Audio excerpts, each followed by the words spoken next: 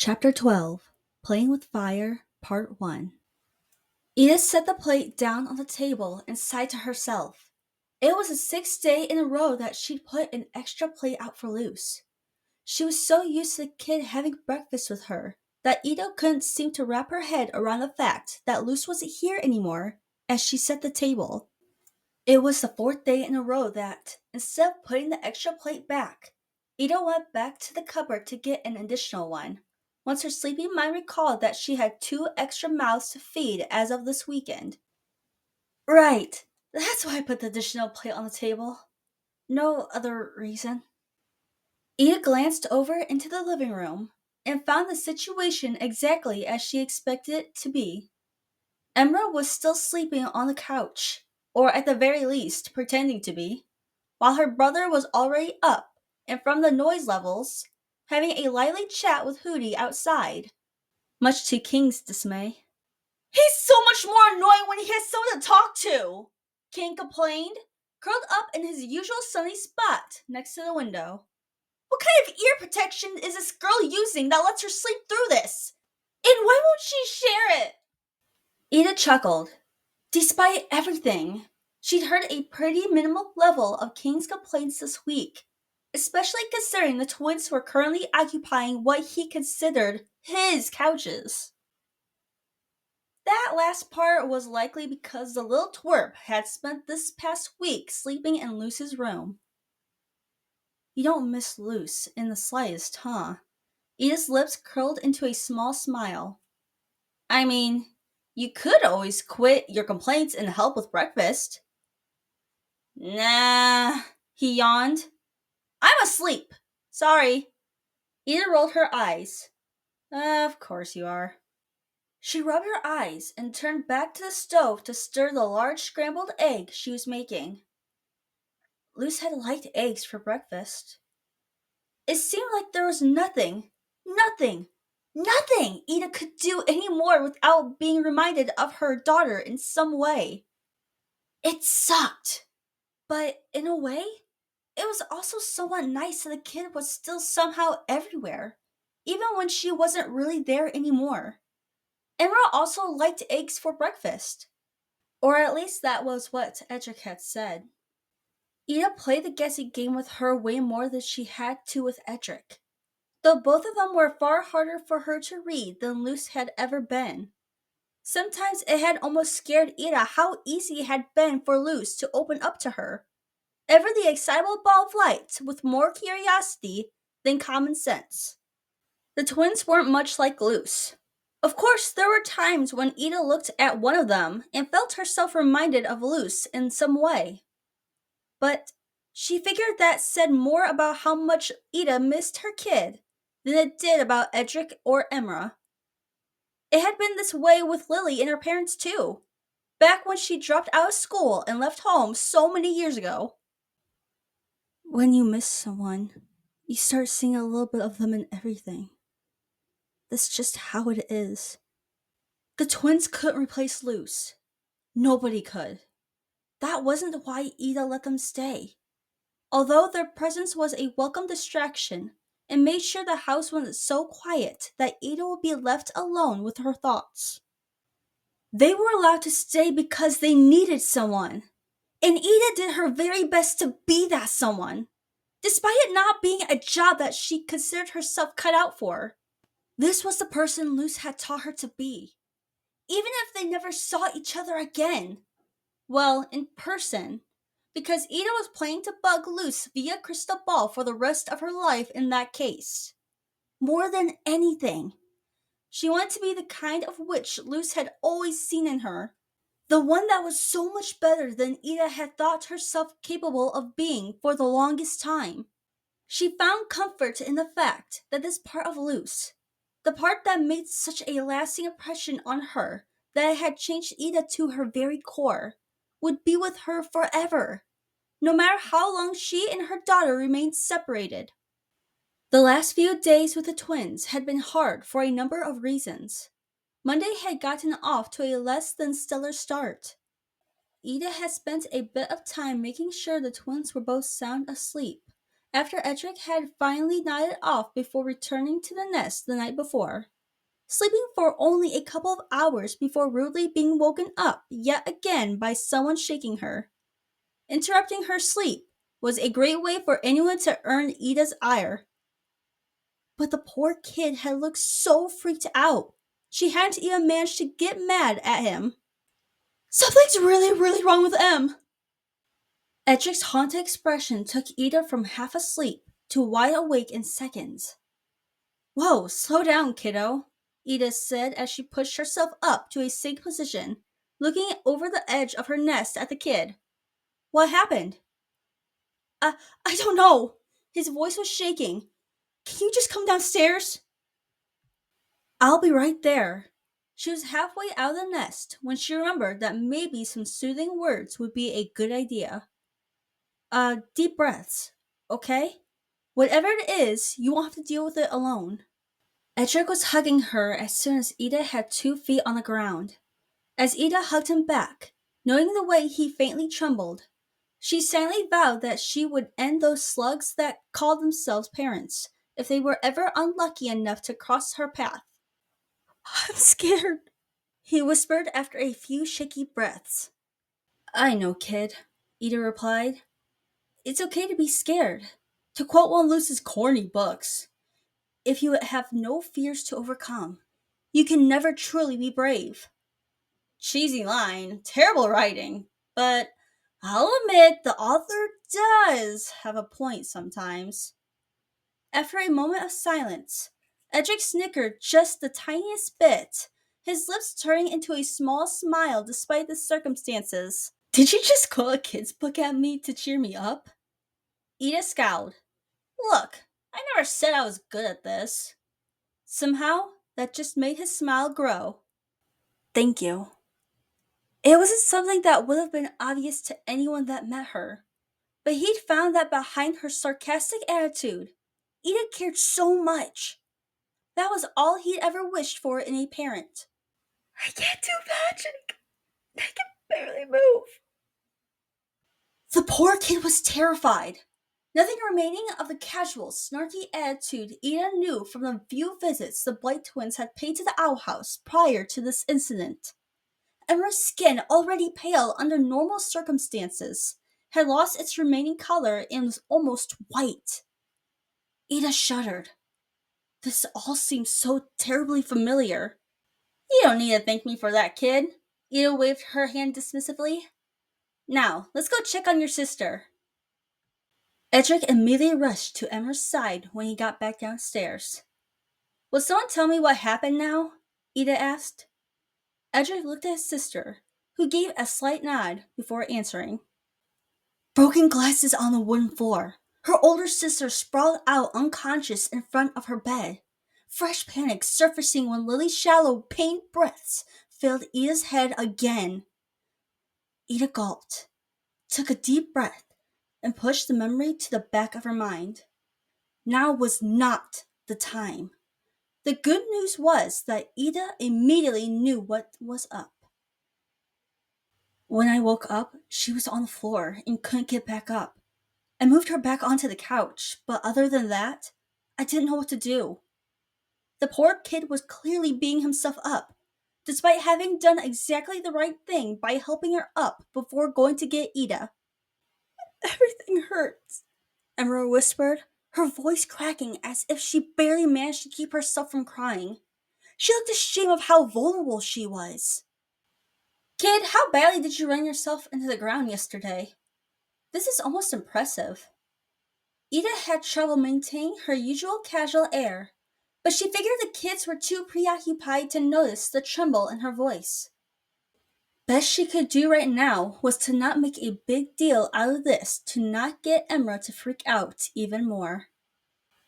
I might have gone a bit overboard tearing the dining room apart, Emra mumbled.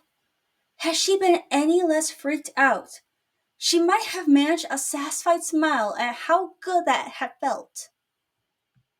Edric gave his sister a proud smile and ruffled her hair. She groaned in annoyance, which he by far preferred over the pain whimpering from earlier. She destroyed half the furniture. It was a little scary, but also very cathartic to watch. Emerald let out a weary laugh. Glad you enjoyed the show, Ed.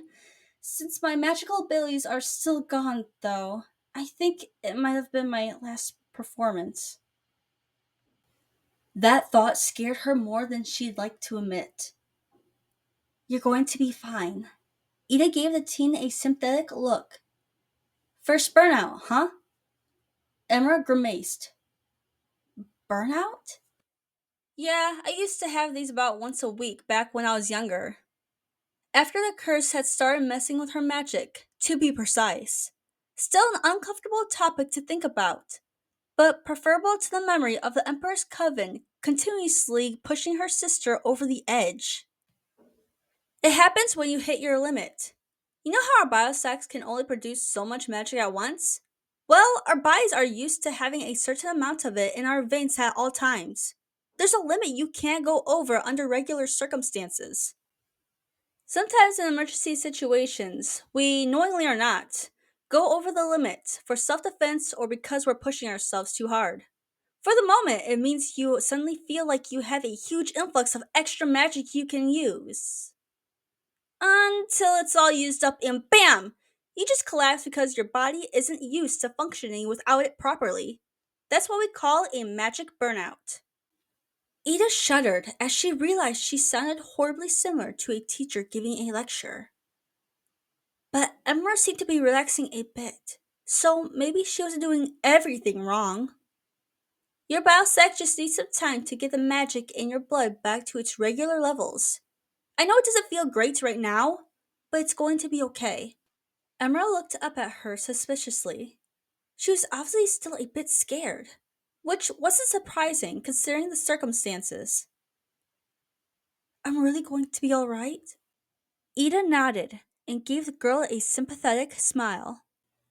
Like I said, I had those a lot when I was younger, and as you can see, I'm doing fine. You have nothing to worry about, I promise. Both twins visibly relaxed. Isn't this taught in schools anymore? Ida asked, raising an eyebrow in confusion. I swear it was this huge precautionary tale about how control is everything.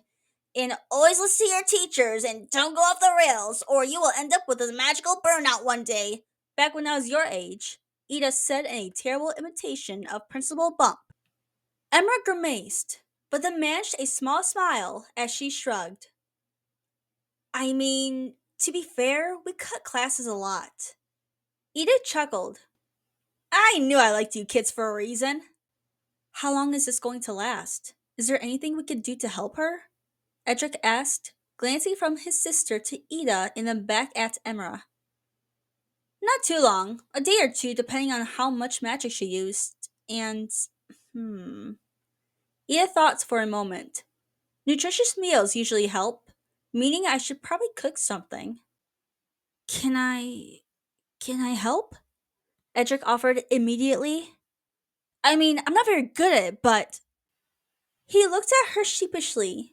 He was actually still immensely freaked out, and wanted to help his sister any way he could. It was really sweet, and also reminded Ida of what her own relationship with her sister had been like when they'd been younger in a comfortable amount. Whatever, Ida shrugged.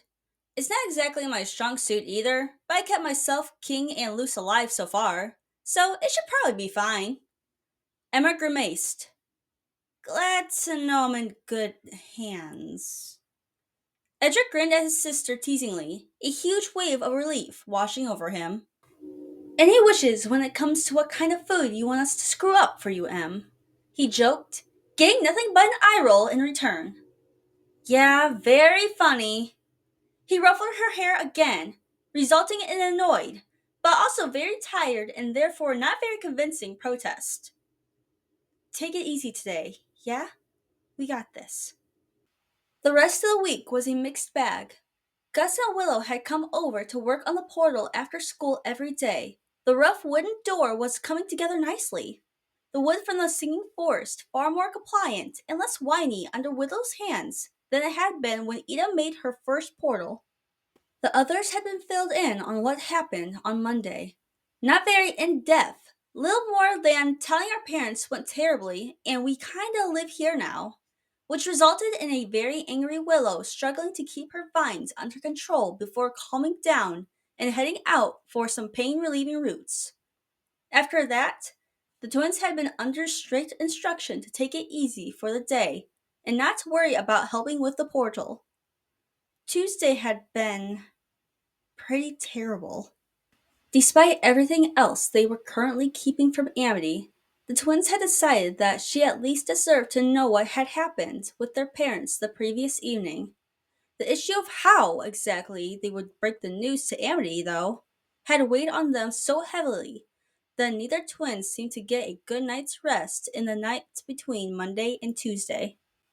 Both of them had been so worked up over it that they hadn't eaten much the entire day, and Emma felt miserable over not being able to help with the portal on Tuesday either, as she was still under Ida's orders to take it easy and let herself recover.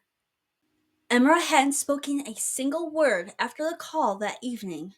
She'd simply or spoken to anyone that day and remained on the couch Edric was immensely worried about several hours. That much was obvious. Edric had tried talking to her several times, but she just pulled the blanket over her head and mumbled at him to go away, and eventually he complied. Ida had watched on from afar. If the kid's brother wasn't getting through to her, no way would she want some old witch bothering her. The best thing Ida could do was wait. It felt bad. Look at that, huh? I barely even know this kid, yet here I am, caring about her emotional well-being. What have you done to me, Luce? Emma had helped as much as she could with saturating the portal with magic on Wednesday. Ida's and Edric's protest on that matter had fallen on deaf ears. But other than that, she'd mostly just slept a lot and barely eaten. He was surprisingly open, far more than his sister was. He was quicker to start a conversation with Ida, and even less reluctant to wake Ida in the middle of the night if he couldn't sleep again. She couldn't even be mad about that.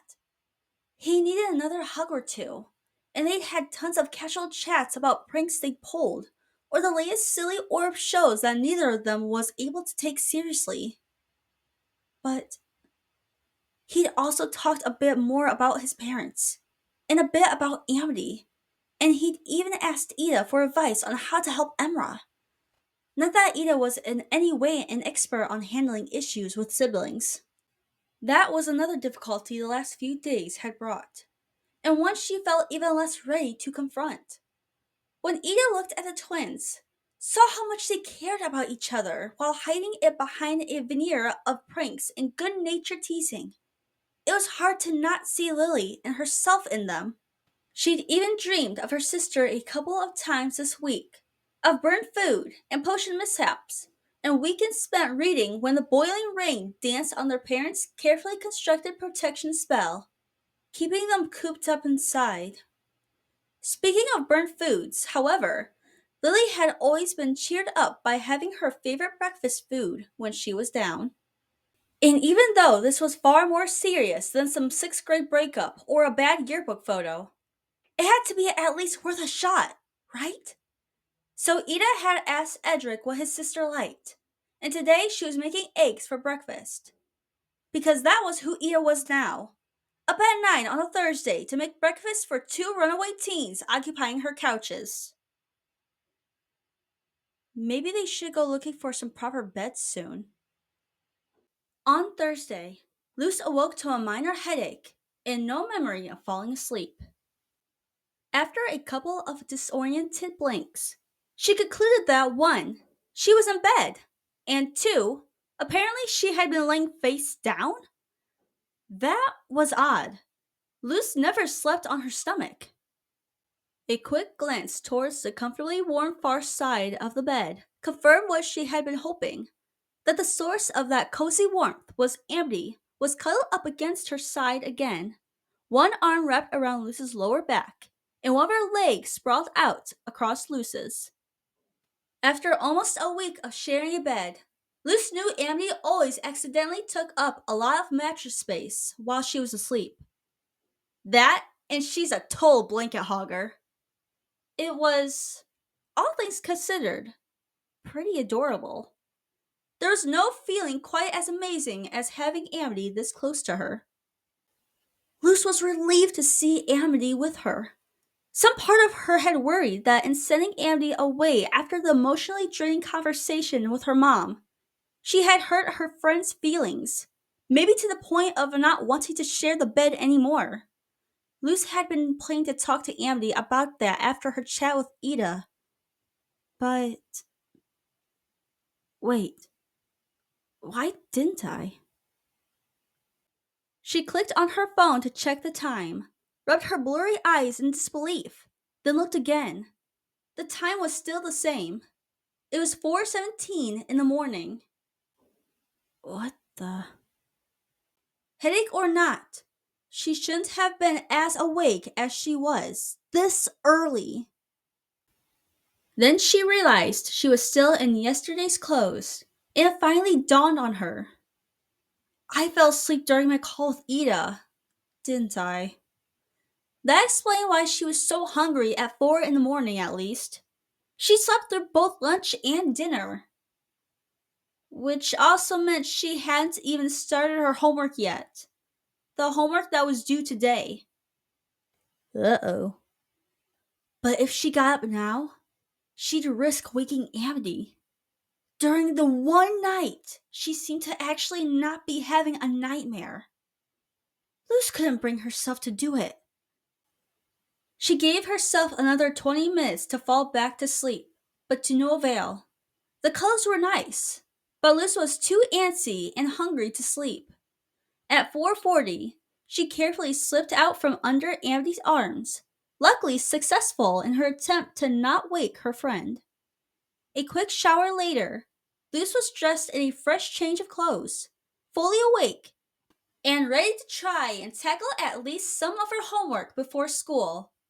After a snack, at least. Or she would have been, if the quick glance in the mirror hadn't revealed she was missing the little pink flower hair clip she'd been wearing every day since Amity had given it to her. It wasn't just that the clip was growing on Luce, although it definitely was. But given that it was the whole reason Amity was stuck here, Luce felt like that the least she could do was wear it all the time. Her heart froze as she realized she hadn't taken it off before getting in the shower either. Luce didn't normally sleep with it on, but since she nodded off fully clothed yesterday and couldn't remember taking it out, it should have been in her hair, and if it wasn't, that meant she lost it while she'd been asleep. Oh God, I hope it isn't broken! Luce panicked at the thought, which only doubled when she realized she couldn't even look for the clip. Amity was still asleep, and rummaging around the bed would definitely wake her, so that was out of the question. It's fine! It's totally fine. I'm just gonna stand here and not search the bed and quietly freak out. And I'm sure all my teachers are going to be super understanding when I explain to them that I didn't do my homework because I was busy not searching for a hair clip. Thankfully, her rumbling stomach pulled her out of the spiraling panic. Luce concentrated on her reflection in the bathroom mirror and took a couple of deep breaths to calm herself down. This was bad, and she felt horrible. But freaking out right now wouldn't accomplish anything. Okay, first things first, I'm gonna go get some food. I'm starving. After that, we'll see. End of part 1.